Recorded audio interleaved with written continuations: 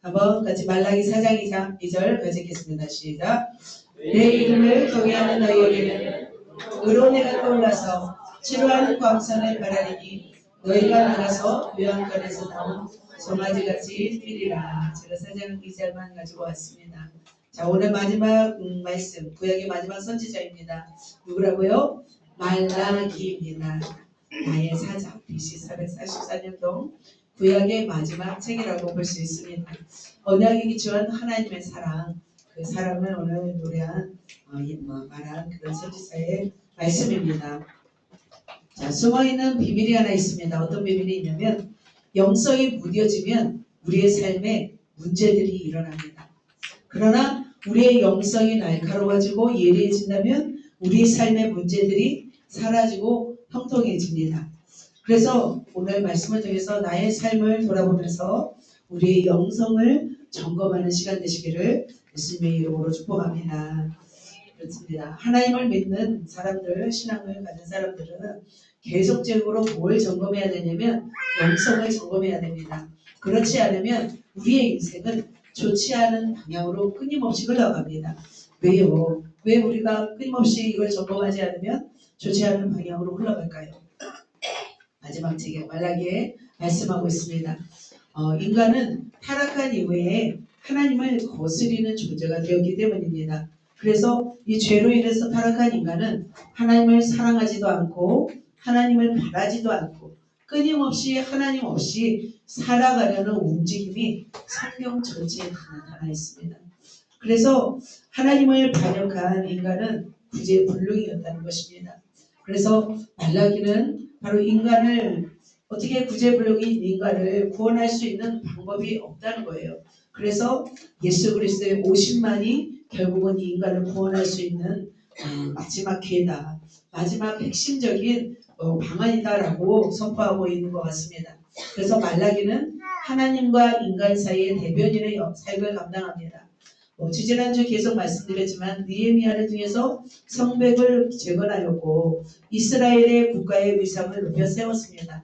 그리고 종교개혁을 통해서 어떤 선민의 명분을 지니게 되었습니다. 그래서 유다의 포로에서 돌아와서 모국이 들어와서 이제 살기 시작한 지 100년쯤 되었습니다. 성전도 보수되었습니다. 자, 우상 숭배도 하지 않습니다. 그러나 백성들과 제사장들은 어떻게 됐을까요? 성전 봉사를 게을리하게 되었습니다. 죄에 대해서도 의에 대해서도 무감각해지기 시작했습니다. 그래서 말라기는 선지자는 이 죄에 대해서 영성에 무감각해지면서 절망에 빠져 살고 있는 하나님을 거역한 이스라엘 백성들에게 하나님의 사랑과 은혜를 돌아보게 하고 다시 주께로 돌아오라 이렇게 권면하고 있습니다.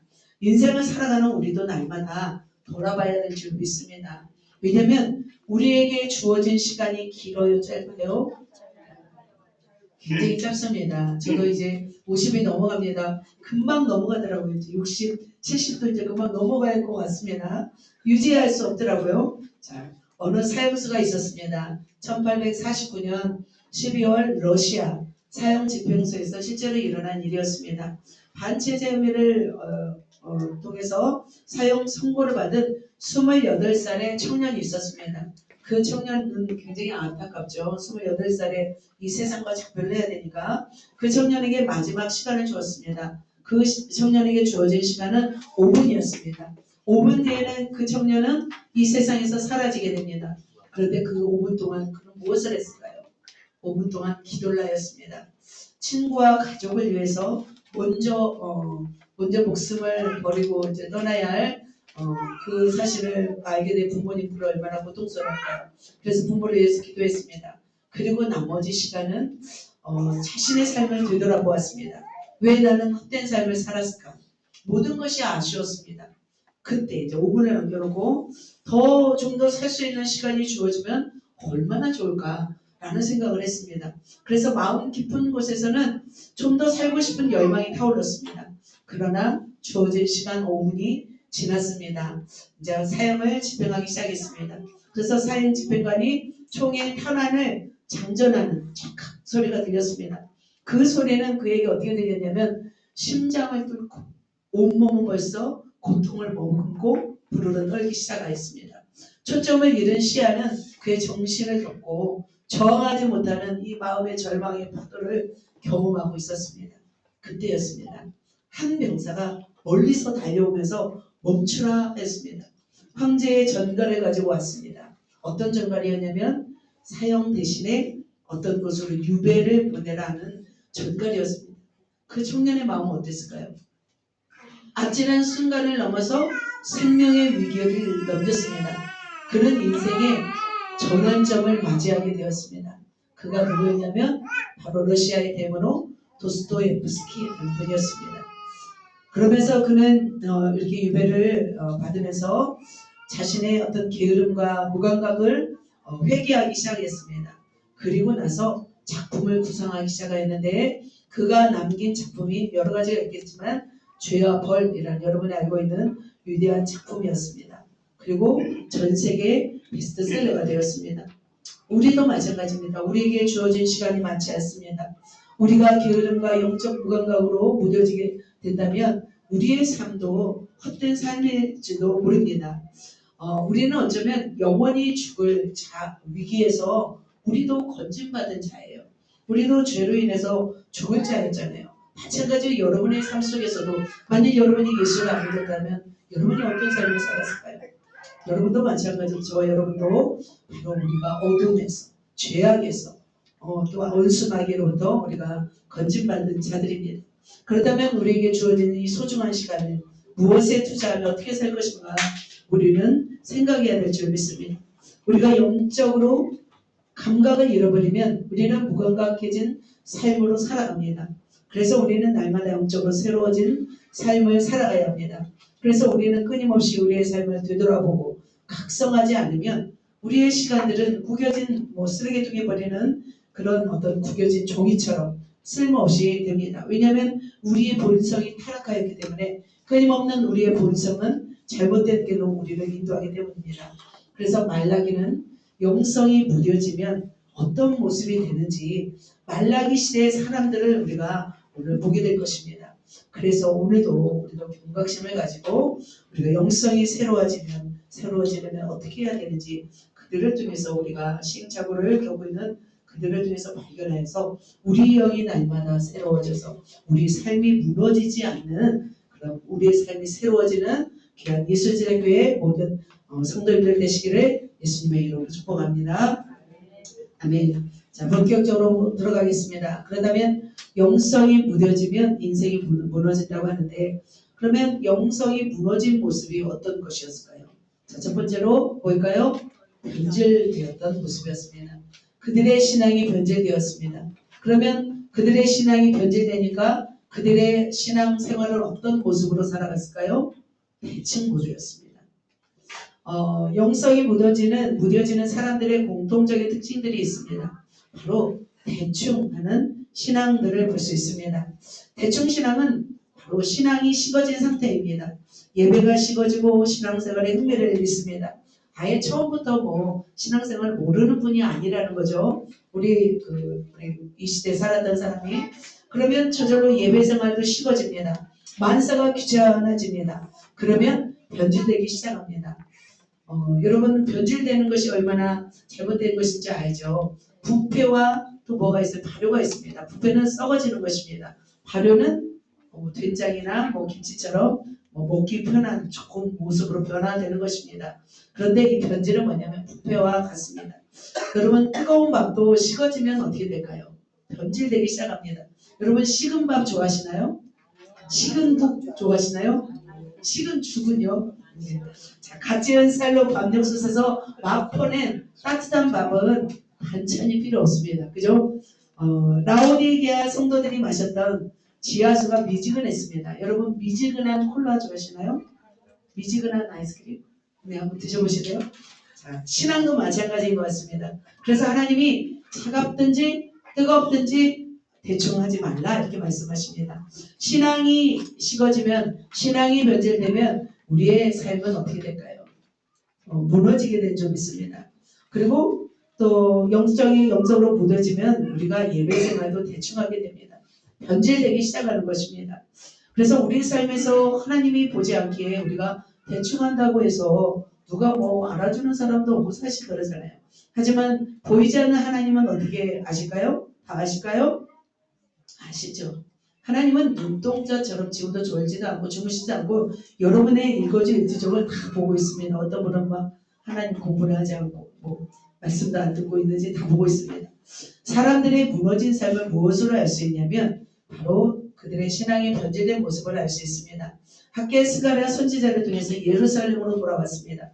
20년에 걸쳐 성전을 지었고 70년을 지나서 니아미아의 인도하에 성벽도 건축되었습니다. 그들은 부푼 꿈을 가지고 이제 예루살렘의 회복을 꿈꾸었습니다. 그러나 여전히 현실은 어땠을까요? 강대국 이스라엘이 되지 못했습니다. 다윗이 활약했던 그 시대에 강력한 나라가 되지 않았습니다. 여전히 포로민 생활이었습니다. 이런 현실 탓에 백성들은 소망을 잃었습니다.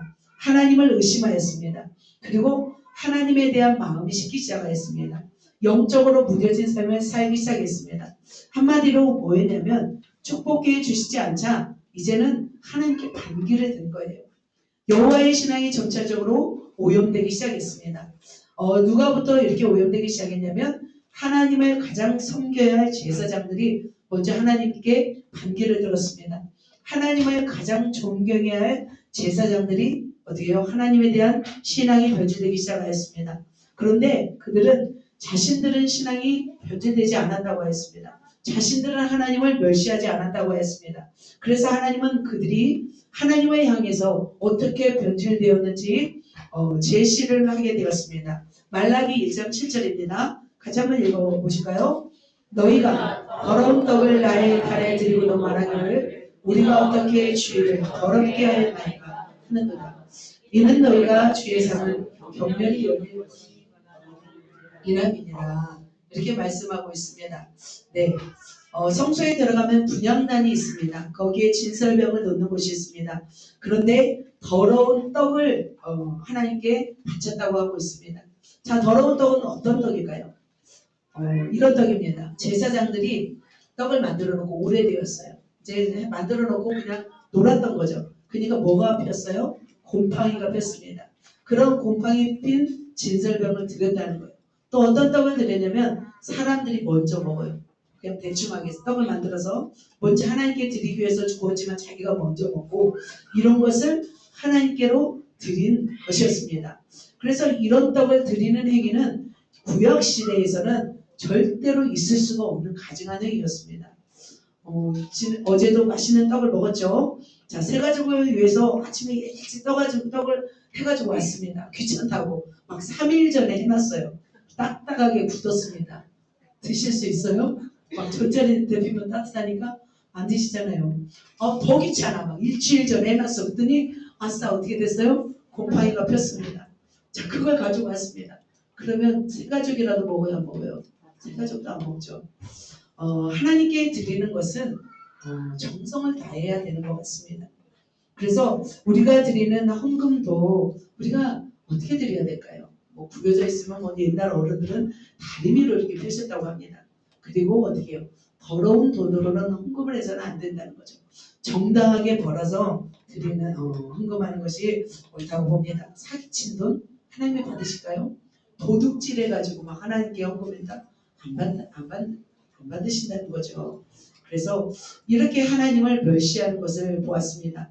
또 어떤 타락이 있었습니까? 흠 없는 재물을 드려야 되는데 흠 있는 재물을 가지고 왔습니다. 토실토실 양이 아니라 삐쩍 마르고 막 별로 막 쓸데기 없는 그런 재물을 가져왔습니다.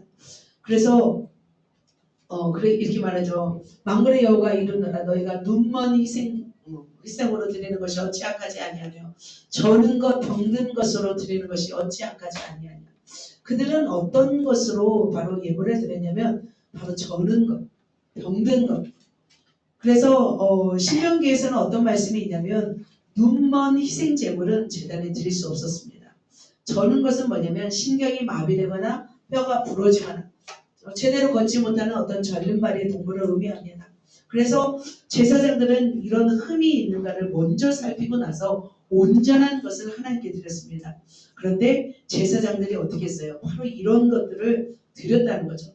좋은 것은 집에다 놔두고 막 하찮은 것, 별볼일 없는 것을 가지고 왔습니다.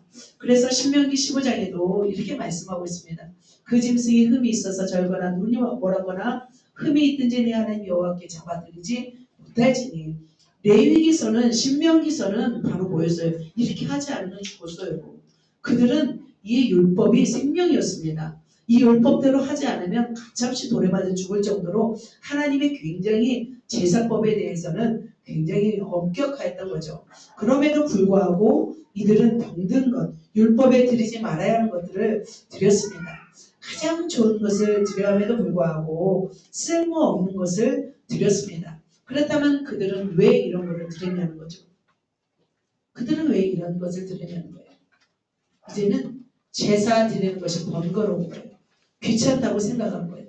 그들의 신앙이 변절되어서 대충 하나님을 업신여기는 악을 자행하였습니다. 성전 건축을 했으면 성벽을 건축했으면 막 하나님이 특별하게 막 이제는 살려야 되는데 특별하게 복을 내려주시도 않는 상황 속에서 하나님께 존중할 마음이 없어진 거예요.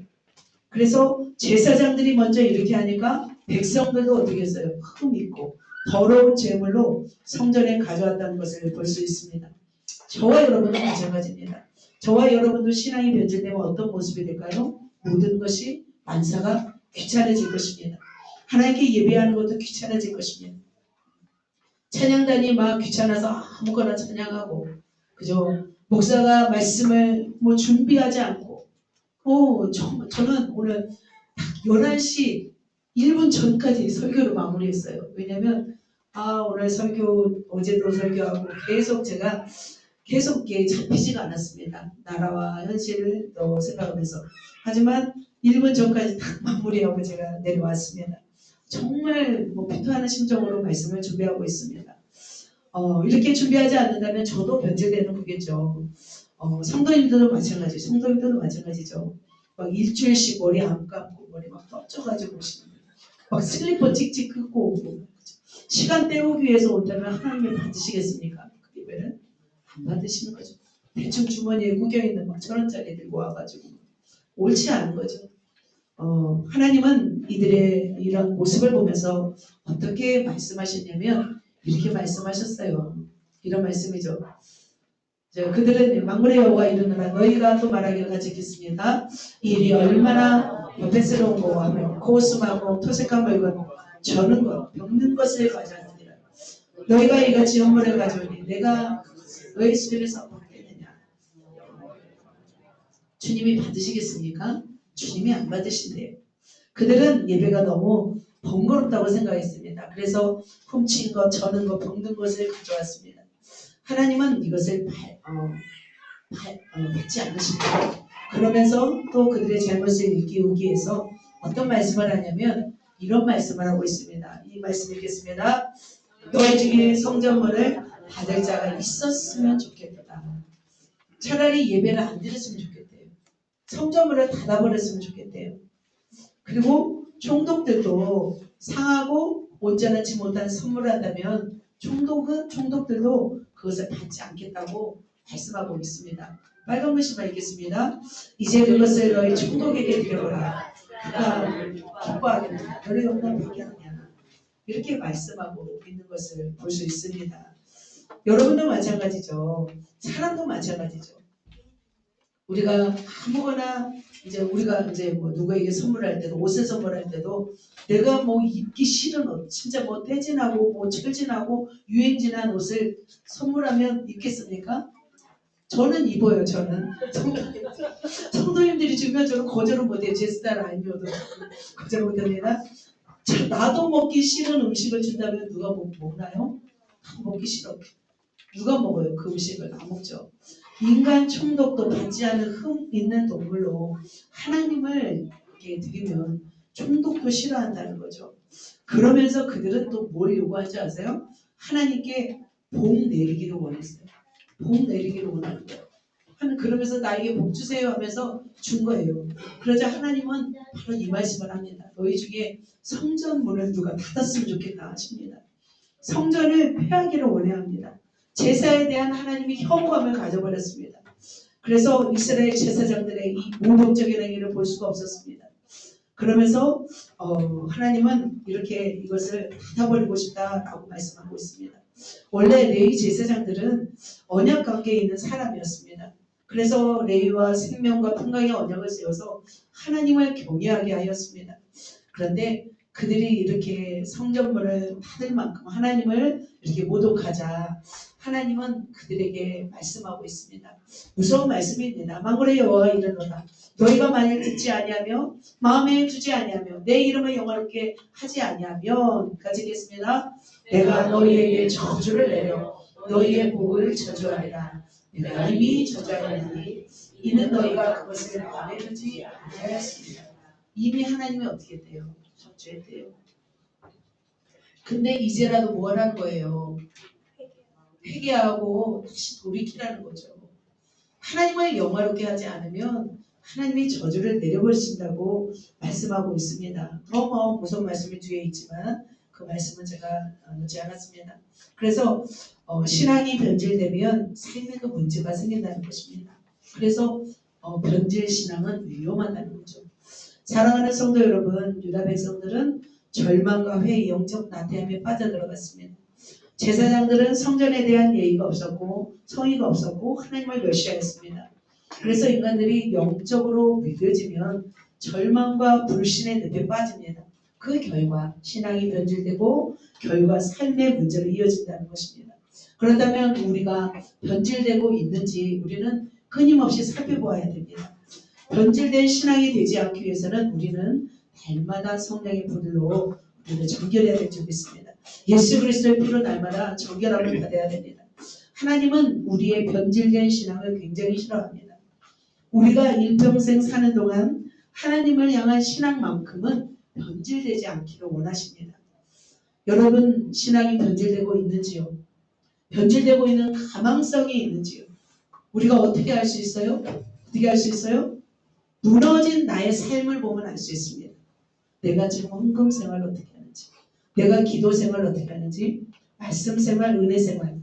우리 또 제자들은 수레바퀴 생활 있잖아요. 수레바퀴 점수가 저절로 나와요. 그 사람의 신앙생활이 수레바퀴 점수인 거예요. 그래서 내가 전도 생활을 하고 있는지 보면 내가 변질되었는지 안 되었는지 알 수 있어요. 우리 양호님이 좀 전도를 요즘에 안 하더라고요. 그러면 어떻게 되고 있어요? 변질되고 있는 거죠. 그렇죠. 그리고 또 이제 우리의 이런 생활을 보면서 내 신앙이 점점 정금 신앙이 되고 있는지 또 이렇게 분별할 수 있는 것입니다. 그렇다면 우리가 영적으로 변절되지 않고 하나님을 향한 열정과 사랑이 식지 않으려면 어떻게 될까요?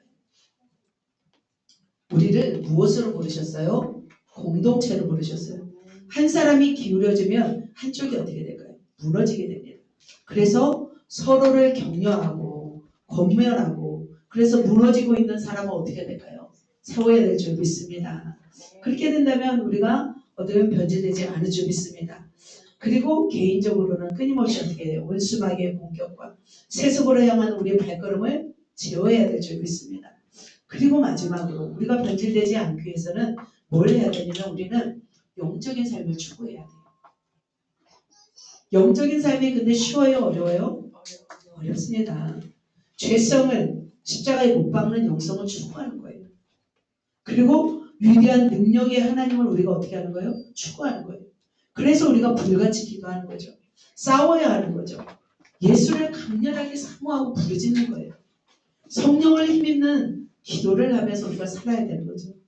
바로 우리가 영적으로 사는 삶이 천국에서의 뭘까요? 상급임을 우리는 기억해야 됩니다. 우리가 영적으로 무뎌진 감각을 다시 새롭게 하기 위해서는 우리의 식어지고 있는 가슴에 성령의 불이 타올라야 될 줄 믿습니다. 그래서 대충 신앙을 철폐하고 오늘도 승리하는 삶을 위해서 우리는 부단히 또 오늘도 노력하면서 하나님을 더 힘입는 저와 여러분 될 줄 믿습니다. 그렇게 살아가시겠습니까? 네, 살아가시기를 예수님의 이름으로 축복합니다. 두 번째입니다. 자, 영성이 무뎌지면 삶이 무너집니다.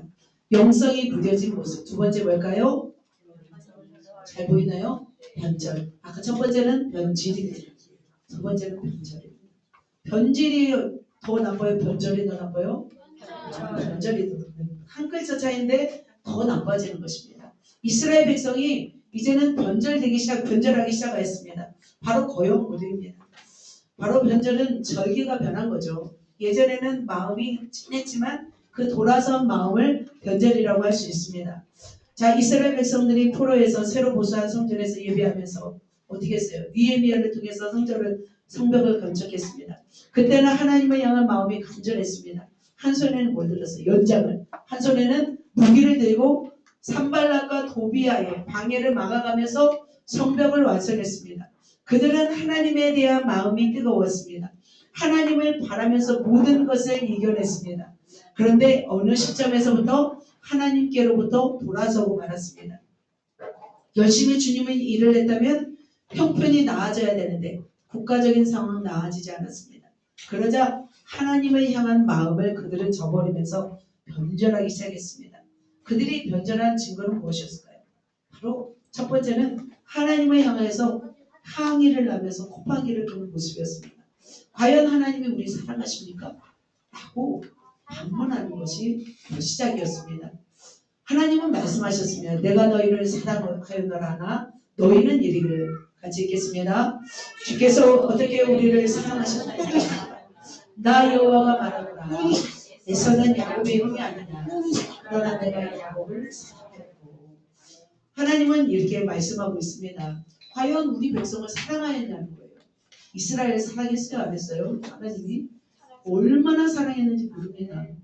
출애굽에서 또 끌어나오면서 불기둥과 구름기둥으로 만나 외출하게 먹이면서 여리고성을 무너뜨리면서 사사를 보내면서 정말 이스라엘 백성을 구원하면서 다윗 왕을 세우고 그러면서 이방 족속들은 다 조공을 바치게 하고 그렇게 하나님이 이스라엘 백성들을 사랑했건만 과연 우리를 사랑했냐고 물어보는 거죠. 하나님은 그들을 향하여 조건 없이 사랑한 증거를 말씀하고 있습니다. 어떤 증거예요? 내가 누구는 사랑했어요? 야곱은 사랑했고 에서는 미워했다. 그래서 에서의 산들을 황폐하게 하였고 그의 산업을 광야의 일에게 넘겼다라고 말씀하고 있습니다. 그러면서 이스라엘 백성들을 사랑하신 구체적인 증거를 좀 이제 설명하고 있습니다. 그래서 에서가 선민 조상인 야곱의 형임에도 불구하고 야곱을 사랑했어요. 그 당시에는 장자가 우선권을 가졌어요. 장자를 더 우선하였습니다. 그럼에도 야곱은 차자였습니다. 막내 아들이었죠. 둘째니까 그 아들을 사랑하셨습니다. 하나님이 에서가 아닌 차자인 야곱을 선택하신 것은 그 당시 고대 근동의 관습을 깨뜨리는 관습이었습니다. 결국 하나님은 어떻게 했냐면 에서를 싫어하셨어요. 사랑하지 않았습니다. 오히려 심판하시되 거주지까지 심판하셨습니다. 그래서 BC 6세기 1차로 멸망시켰고 나바티안 족속을 통해서 BC 3세기 2차로 또 멸망시켰습니다. 그렇다면 하나님이 이 야곱을 선택하셨다는 것은 무슨 의미가 있을까요? 바로 야곱을 선택하셨던 의미는 바로 하나님이 조건 없이 선택하였다는 거죠. 하나님이 야곱과 에서 중에서 누구를 야곱을 조건 없이 선택하시고 사랑하였다는 것은 바로 이스라엘을 조건 없이 선택하고 사랑하셨다는 거예요. 그러면 하나님이 저와 여러분을 조건으로 사랑하신 걸까요? 아니라는 거죠. 하나님은 저와 여러분을 볼 때 조건 없이 우리를 선택하신 거죠. 하나님이 이토록 하나님의 백성들을 사랑하셨습니다. 그러면서 하나님은 야곱에 대한 마음이 변치 않으심을 말씀하십니다. 내가 야곱 족속에 대해서는 변치 않겠다.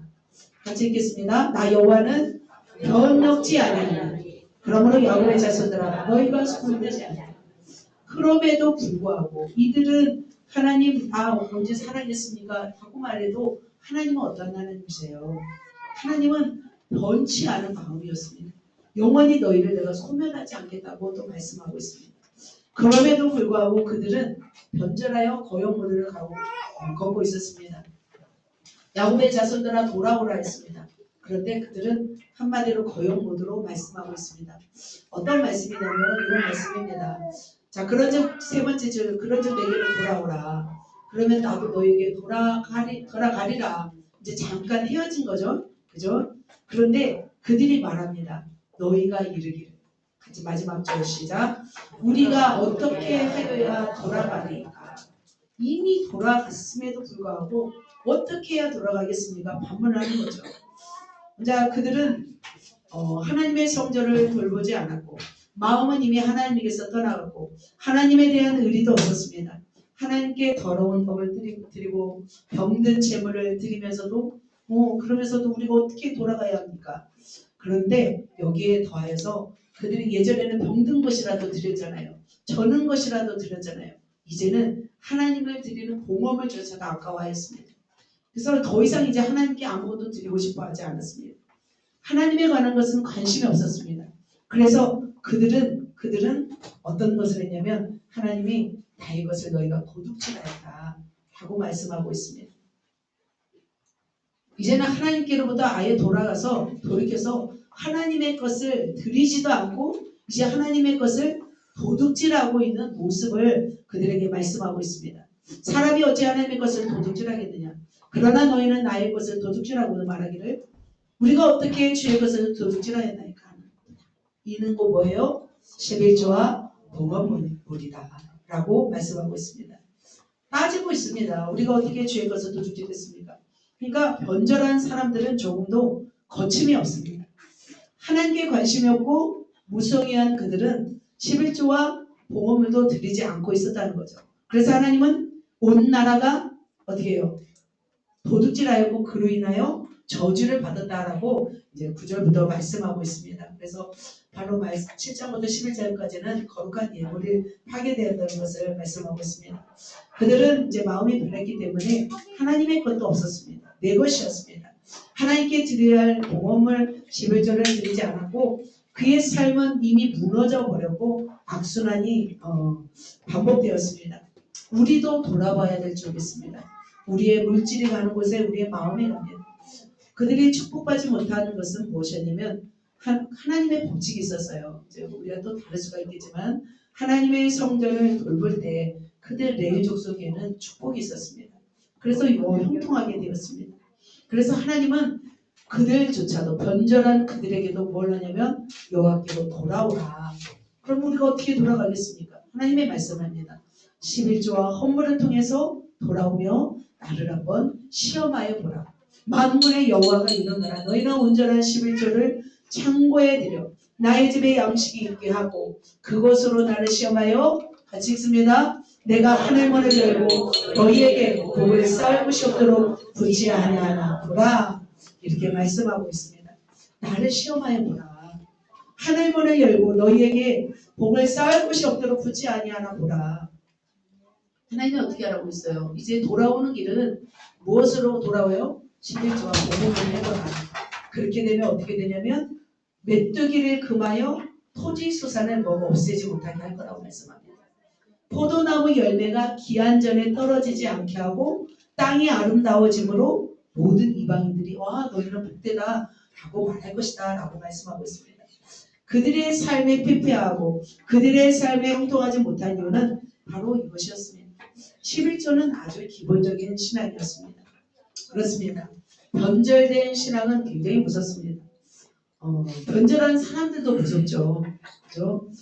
여자가 한을 품으면 온유월에도 막 어제 소리 내린 거 아시죠? 굉장히 막 추웠습니다. 굉장히 차갑습니다. 하나님을 믿다가 돌아선 사람 얼마나 무서운지 아세요? 굉장히 무섭습니다. 하나님을 믿다가 돌아선 사람들은 굉장히 냉소적이면서 하나님을 신랄하게 비판합니다. 그죠? 다윈도 하나님을 믿었던 사람입니다. 히틀러도 하나님을 알았던 사람이었습니다. 오히려 하나님을 경멸하고 싫어하고 비웃습니다. 뿐만 아니라 하나님을 믿는 사람들조차도 싸잡아서 조롱합니다. 왜냐하면 지식이 있기 때문에 지식을 알기 때문에 지식을 가지고 교회를 공격하는 거죠. 이미 교회를 다녔던 사람이 교회를 회방하고 핍박하는 거죠. 그래서 그들은 하나님의 천지창조를 부인하고 예수 그리스도의 십자가를 모독하는 사람입니다. 그리고 뿐만 아니라 하나님을 변절할 뿐만 아니라 하나님을 변절한 자는 또 어떻게 변절하는 줄 아세요? 가정에서 변절합니다. 그래서 성경에는 말씀하고 있습니다. 어려서 맞이한 아내를 보내고 다른 이방신을 섬기는 여자들과 결혼하지 말라고 했습니다. 그러나 그들은 어떻게 됐나요? 하나님께 변절했어요. 그러면 이것도 쉬운 거죠. 그래서 에스라에서 보면은 이방인과 결혼한 남자들 이름이 나오잖아요. 그래서 이방 여인들 자식을 보내는 슬픈 장면이 있잖아요. 눈물로 그들을 끊으면서 견뎌내지만 그들의 삶이 또 타락한 거죠. 그래서 2장 4절에 보면은 14절에 보면은 너희는 이르기를 어찌미니까 하는도다. 이는 너와 너의 어려서 취한 아내 사이에 여호와께서 일찍이 증거하셨음을 이남이니라. 그는 내 짝이요 내가 너와 맹세한 아내로되 내가 그에게 괴사를 행하도다. 이런 말씀이 뭘까요? 이제는 그들이 하나님을 버리고 또 이방신을 섬기는 여인들과 결혼하였다는 거죠. 그래서 하나님은 일찍이 말씀하였죠. 내가 어려서 취한 아내를 소중히 여기라. 절대로 이혼을 하나님이 기뻐하지 않는다 말씀하고 있습니다. 그런데 이방신을 섬기는 젊은 여자들과 결혼하자 바로 하나님을 믿고 집에서 쫓겨나온 이 늙은 여자들은 갈 데가 없는 거예요. 그래서 그들은 어떻게 할까요? 하나님께 애통하며 부르짖었습니다. 그 부르짖음이 하늘에 닿았습니다. 자, 이것은 예전에 제가 동물 농장을 보면서도 알게 되었습니다. 자, 고양이 두 마리가 서로 싸우는 거예요. 왜 싸우냐면 예쁜 그 젊은 고양이를 질투하는 늙은 그 여자 고양이를 본 적이 있습니다. 10년을 둘이 같이 살았는데 수컷 고양이가 마음이 변했어요. 힘없고 늙은 자기 오래된 고양이를 화가 나죠? 버리고 막 상냥하고 예쁘고 막 이런 애티 고양이를 막 관심을 쏟으니까 질투가 나더라고 고양이가. 갖고 막 싸우는 거예요. 그래서 참, 야 동물의 세계에도 이렇구나. 사람의 세계에도 이렇겠구나. 그럼 뭐가 똑같은 거예요. 이렇게 한다면 고양이나 뭐 다를 바가 없는 사람이죠. 그래서 버리지 마시기를 축복합니다. 아 요즘은 반대가 됐죠. 반대가. 그래서 여자들이 버리더라고요. 그래서 막 런닝구에 막 반바지 입고 막 쓰레기고 막 치우고 막 그잖아요. 집에서. 한 분이 그러시더라고요. 집에서 살아남기 위해서는 분리수거 열심히 해야 된다고 하면서 열심히 분리수거 하더라고요. 버리지 마시기를 축복합니다. 요즘은 남자들이 힘이 없습니다. 남자의 길을 세워줘야 될 줄 믿습니다.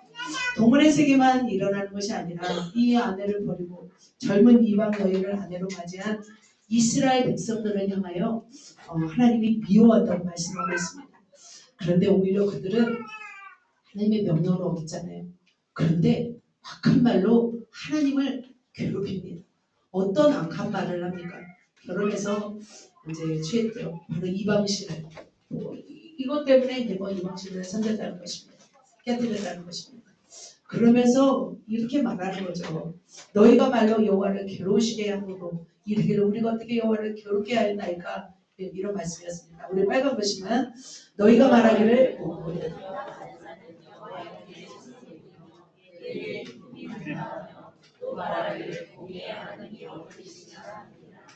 자, 하나님을 이렇게 괴롭게 하는 거예요. 악을 행하는 자는 여호와의 눈에 좋게 보이며 기쁨이 된다고 말하고 있습니다. 또 말하는 모든 행악하는 자는 여호와의 눈에 선하게 보이고 그에게 기쁨이 된다 말해요. 공의의 하나님이 어디 계시냐 말하는 거죠. 자, 하나님이 악을 기뻐하세요? 하나님은 악을 싫어하십니다. 하나님이 악을 기뻐한다고 말하는 것은 하나님을 모독하는 말이었습니다. 그러면서 또 어떤 말을 하냐면 하나님을 섬기는 자는 헛되다라고 말합니다. 오히려 하나님의 명령을 지키는 것이 슬프게 행하는 것이다. 유익이 없다. 말하면서 교만하게 행하는 자가 더 잘되고 복된다. 라고 말하는 것을 볼 수 있습니다. 그러면서 또 말하죠. 하나님을 섬기는 것이 헛되다. 그 명령을 지키고 행하는 것이 무엇이 유익하냐. 이렇게 사람들이 말하고 있습니다. 변절한 사람들은 이렇게 하나님에 대해서 독설을 뿜어내는 것을 볼 수 있습니다. 그렇게 하나님을 경멸하고 하나님을 향해서 변절한 자에게 하나님이 복을 줄 수 있을까요? 하나님이 복을 줄 수가 없습니다. 영적으로 무뎌져서 결국 변절하여서 불신한 자들에게 하나님이 어떻게 복을 줄 수가 없습니다. 하나님의 은혜를 줄 수가 없습니다. 그러다면 사랑하는 성도 여러분, 여러분 마음 변하시겠습니까? 하나님을 향한 마음을 어떻게 번지를 떠나서 번절하시겠습니까? 우리는 하나님을 향한 마음이 변하면 안 됩니다. 물론 배우자에 대한 마음도 변하면 안 되지만 하나님을 향한 마음이 변하면 안 됩니다. 나이가 들면 들수록 하나님을 사랑하고 더 주님 만날 날을 사모해야 될 줄 믿습니다. 저는 하나님이 너무나 좋습니다. 그래서 하나님이 지금도 저에게 전부를 원하실 때가 있습니다. 하나님이 지금도 저에게 질투를 하고 계십니다. 그래서 가끔씩 저는 주님이 나의 전부입니다. 내가 조금이라도 뭘 사랑하고 있는 것을 아주 미워해버립니다. 그것이 제가 하나님께 대한 사랑의 고백이기도 합니다. 여러분 어떠신지요? 여러분도 주님이 저의 전부라고 고백하였으면 좋겠습니다. 우리가 하나님을 필요할 때만 찾고 내가 뭔가를 원할 때만 찾는 자가 아니라 우리는 하나님을 좋아하고 하나님을 기쁘시게 하는 말을 하나님을 또 사랑하는 그런 고백을 했으면 좋겠습니다. 하나님은 우리가 읊조리는 작은 소리도 들으실까요? 안 들으실까요? 들으신 줄 믿습니다. 우리의 작은 신음소리도 다 들으시는 분이 하나님이십니다. 그러나 이렇게 이 사람들은 이렇게 악한 말로 이렇게 하나님을 거역하고 하나님을 향하여서 등을 돌아서 오히려 하나님을 모독하였습니다. 그러면서 아내를 버리면서 이렇게 살아간 그들도 있었는가 하면 반면에 또 어떤 사람이 있었냐면 소수의 사람들 중에서 하나님을 정말 사랑하는 사람이 있었습니다. 하나님을 버리지 않고 하나님을 경외하면서 간절히 소망하는 자들이 있었습니다. 하나님은 그들을 향해서 말라기서 이렇게 말씀하고 있습니다. 어떤 말씀이 있냐면 바로 16절 17절 굉장히 길지요. 보면은 경외하는 자들이었습니다. 그래서 하나님은 그 이름을 존중히 생각하는 자를 위하여 여호와의 기름책에 기록하신다고 말씀하고 있습니다. 그리고 그들을 나의 특별한 소유를 삼겠다고 말씀하시고 그리고 내가 그들을 어떻게 하시기 때문에 마지막 줄에 굉장히 아끼신대요. 하나님이 그들을 생명의 책에 기록하시고 특별한 소유를 삼으시고 굉장히 주님이 아끼시겠다고 말씀하였습니다. 모든 사람이 교만하고 교만한 자가 복되고 악을 행하는 자가 번성한다고 말할 때 바로 이렇게 하나님을 경외하는 소수의 사람들로 인해서 하나님이 어땠을까요? 하나님의 저는 위로받았다고 생각이 듭니다. 그래서 하나님이 더 아끼고 더 사랑하겠다고 말씀하고 있습니다. 그러면서 또 어떤 말씀을 주시냐면 이 말씀을 주십니다. 오늘 본문의 말씀입니다. 같이 읽겠습니다.